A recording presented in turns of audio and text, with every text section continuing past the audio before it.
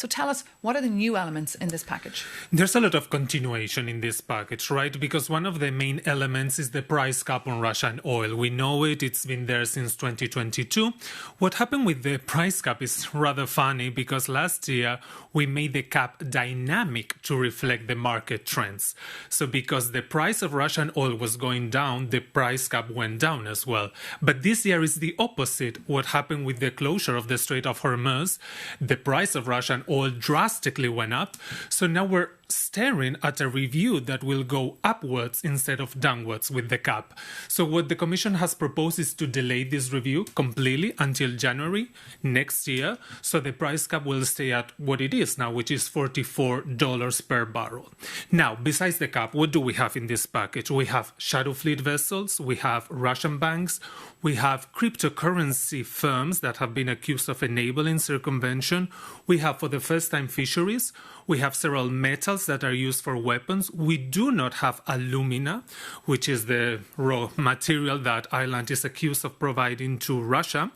And we also have, which is very interesting, very striking element in this proposal, a ban on soldiers who have taken part in the full-scale invasion of Ukraine.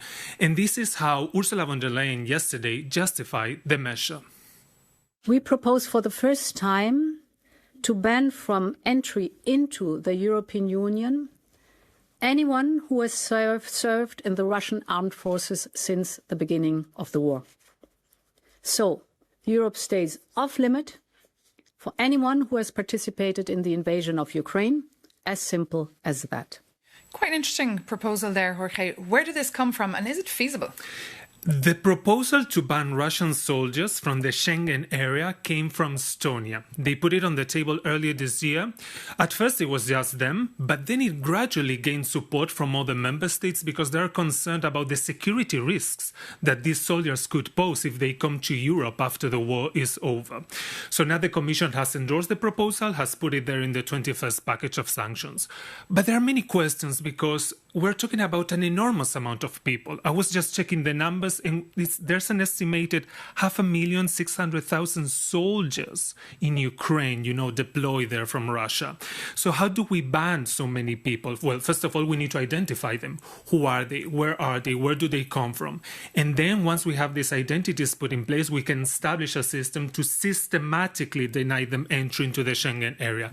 So let's see how this proposal actually works in practice.